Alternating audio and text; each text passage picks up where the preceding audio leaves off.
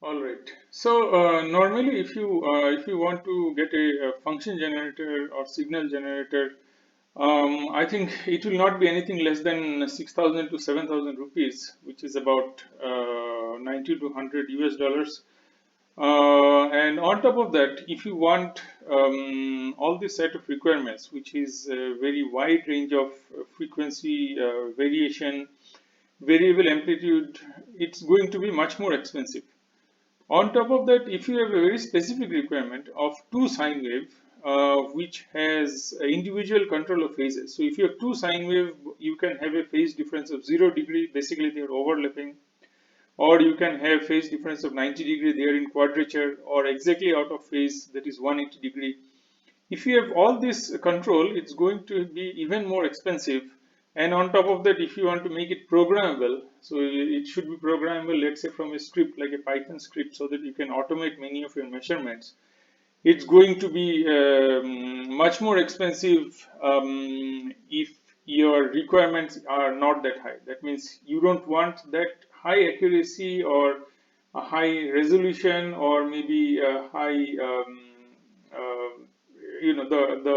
the many other features which are available in a professional equipment. You don't want that mainly for a hobby purpose. Then I think going for a professional equipment doesn't always make sense. So what I have done is to meet my this set of requirements, I have gone ahead and looked for the modules for AD9833, which are easily available in the market. They cost about 500 to 600 rupees, Indian rupees, and they cater to and they fulfill most of my requirements. You can see in the picture here. It can also be programmed from Arduino, and so it also meets my programmable that requirement as well.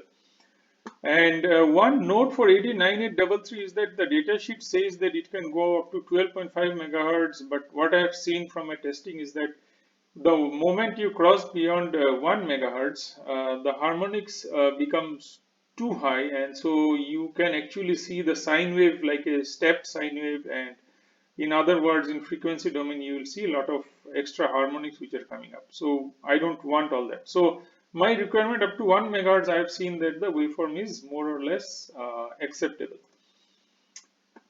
Now, what should you do if you want a two sine waves? So obviously you will have to go for two AD9833 module.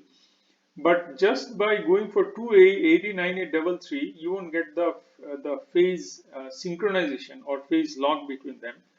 To get that phase lock, you have to have the same clock, the same digital clock, which are basically the clock source for both the modules. So for both the module, the clock source should be just one.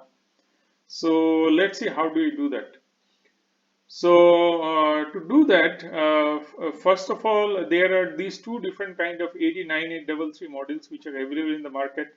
Don't go for this slightly lower cost. Go for this slightly more expensive. The reason is clear in the next picture.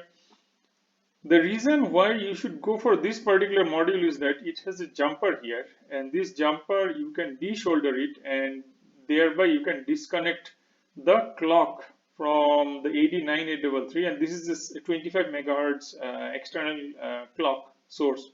So once you remove this jumper, this clock is cut off, and you can have two of such modules like this. Two of such module. In one module, it is running by its own clock, and the 25 megahertz actually come out on this ref pin. So you can solder one wire from here and connect it to the second module, where you will be removing this jumper resistor. So in other words, you have two modules which are now running with single 25 megahertz clock, and I have tried that, and this is how I am able to generate two sine waves which are exactly locked in frequency and phase, or I can change the phase and frequency, but whatever is the command that I give, that command is maintained for a very long time. I have tested for few hours, and the phase synchronization actually remains tight. Now, for controlling these two modules, I am using Arduino. It is all these modules are controlled through SPI, so you use the MOSI and the clock pin.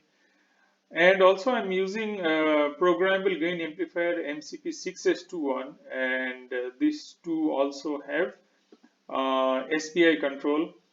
Now, the slave select for these two modules, AD9833, is controlled by individual pins from Arduino, and these two programmable gain amplifier is controlled by a single slave select pin, because the amplitude I want to control them similar way. So if this has a certain amplitude, the same amplitude should come from here as well. So this is a little more descriptive diagram. So I'm using these pins from the Arduino, all other pins are left out. Also, I'm using the 5 volts which is coming from the Arduino itself or from the external power supply through the USB, and it is powering the two modules as well as these two programmable gain amplifier.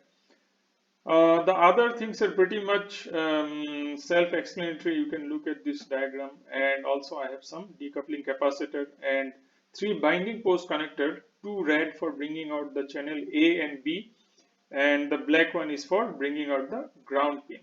And make a note here that on this second module I am removing the resistor and connecting by a brown wire, which is what you will see here. So there are two modules. These two modules are controlled by Arduino, and the module that you will see in the foreground, even though it has this 25 megahertz clock source, I have removed this jumper and I am feeding the clock from the module which is in the background. And these are the two MCP6S21 in deep package.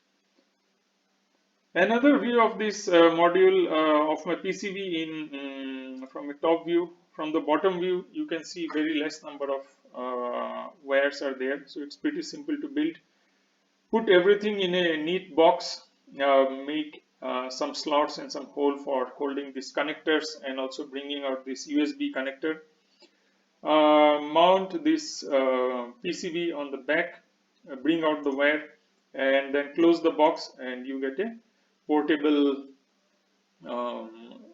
signal generator which can give out 2 sine wave output locked in phase, and they have these 2 binding post connector and the ground. Another view, it looks pretty neat. Now let's look at the code. Well, the code is pretty simple. As you can see, it just enables the digital output for these 3 slave select pin and the SPI, and also a serial port at 9600 for controlling this phase, frequency, and the amplitude. In the loop, the Arduino code, it basically accepts 3 parameter. One is a character, which is F or frequency, P or phase, and G or gain. The second parameter is A, B or C. A is for the generator A, B is for the generator B, and C is for both the generator together if you want to control. And third is the floating point value, so that value is equal to it signifies, or it has meaning if you associate with this character. So if it is F and then 100, that means if it's 100 megahertz, or sorry, 100 hertz. And if it is P and 100, that means it's 100-degree phase shift between these 2 sine wave. So the same thing is done over here. So F, and it does the control of the AD9833, the specific generator, and P is again the specific generator, and G is controlling the MCP6S21. Now for MCP6S21, you have to refer to the datasheet from Microchip, and the commands are very simple. It just changes the output of the amplifier. One is a scaling of 1:1. 2 is output is 2 times of the input. 4 is output is 4 times of the input. So these are the various settings that you can have in the control code that the control command that you will be sending from your PC. Similarly, to set the frequency, you can have the frequency value and which is converted to the particular command for the AD9833 by multiplying with a conversion constant, and same is for the phase as well. And then you have the SPI control, and that's all. So it's pretty simple code. You can always send a mail to me, and I'm always ready to send the code over to you. Alright, so now let's look at the command. The command for controlling, you have to connect the board or the plastic box that I had shown earlier to the PC, and it will appear like a COM port if you're on a Windows computer. And you open a terminal program, like I'm using real term, and set 9600 and set the particular baud rate. And then you have to send these three parameters as a command. The first is F, P or G, second is A, B or C, and third is a value. And you have to end all commands with a CR or carriage return.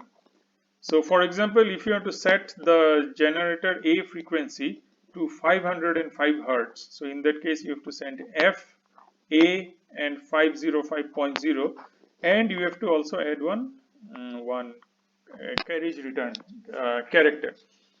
Similarly, to change the frequency of both the module to 1000 Hertz, you have to send F, C and 1000 and carriage return. For phase, it is PA 0.0 or PB90, and gain you can have GC 5, which is the 5 times gain 1:5. And the valid range of frequency is from 0 to 1000 kilohertz or 1 megahertz. The phase range is from 0 to 360 degree. In fact, you can put any phase, but you know, based on the convention, the 360 degree is equal to 0 degree, and so it will overlap. Gain value have some specific gain. If you are using a gain which are other than the numbers which are mentioned here, the result will be undeterministic. So you have to use only these values. So this is another screenshot of how the command is sent. So FA 1000. So it is setting the frequency of A module to 1000 Hertz, and also you have to click on this carriage return. So if you click that and press on S key, it's basically sending this entire string to the Arduino module and adding a carriage return. So that's all about the command.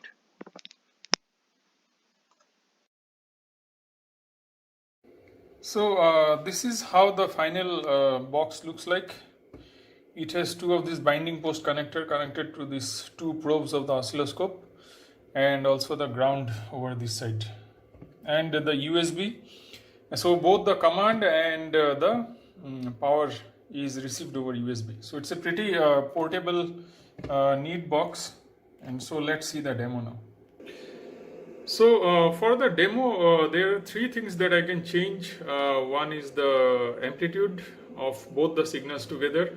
The second is the frequency, which can be changed individually on both the channels. And third is the phase of each of the channel. So let me first show you the gain, and the command for sending gain is G and CC is for both the modules together, and the 2.0 is the gain value.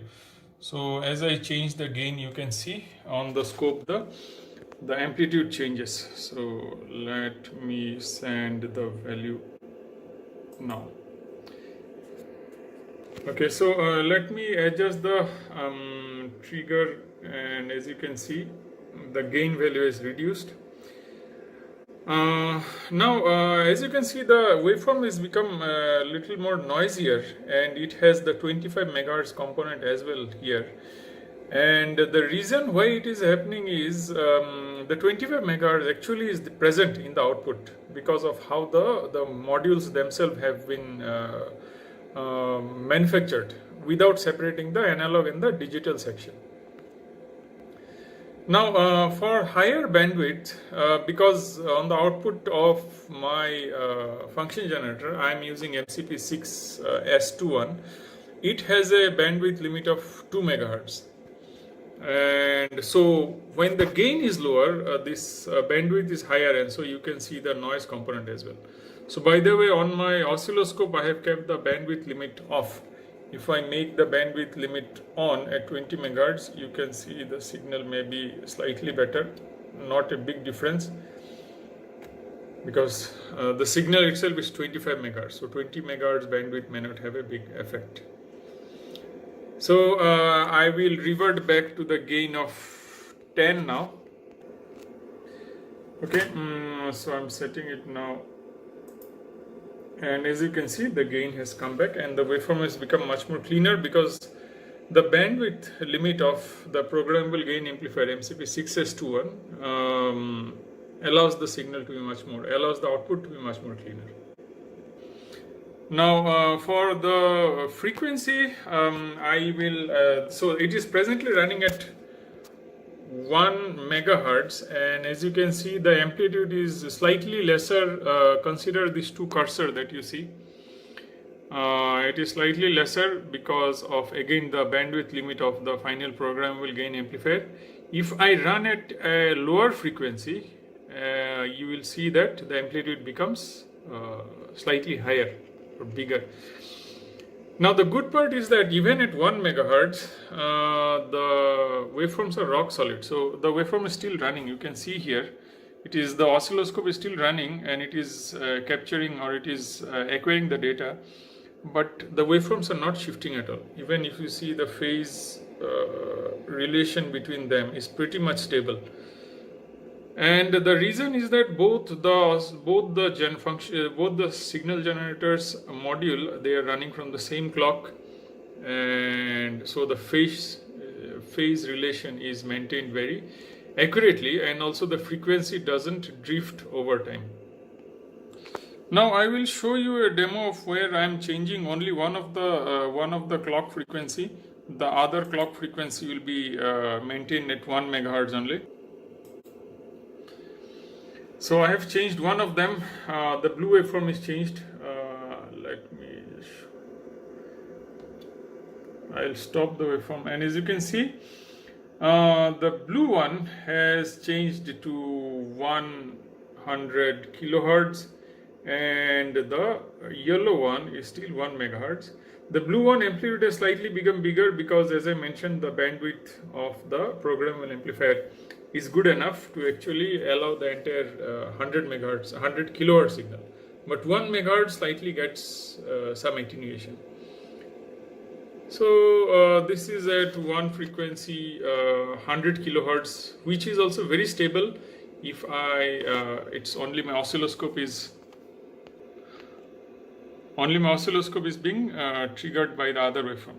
So let me now run at maybe 1 kilohertz, and I will change both the waveform to 1 kilohertz. It's very simple, so I just type the command here and make the value as 1 kilohertz. So it is like this, FC 1 kilohertz, and I'm sending it. Okay, let me run the scope and send, and as you can see, both the waveforms are still running at 1 kilohertz, and the phase relation is again maintained at 90 degree. So similarly, I have also the command to make it as 0 degree or 90 degree. So let me demonstrate the change in the phase. So in all the previous demo, the two generators were phase shifted by 90 degree. So let me make the phase difference is as 0 degree. And so the command is phase P, A is the generator number A, and 0 is the phase relation. And as I send the command, and as you can see, both the waveforms are exactly overlapping on each other, and there is no jitter, rock solid. And yeah, You can see both the waveforms are running and both of them are 1 kilohertz, and also the phase relation is also very well maintained. It is almost 0 degree. I think there is some small difference is there, which is pretty much okay for my kind of requirement. So yeah, so this is a very neat way to get a stable output, sine wave output. If you want square wave output, there are other options, but for sine wave from right from 0.1 hertz up to 1 megahertz, you can generate two output with any phase relation between them. And so this is the demo of my programmable function generator 2 channel.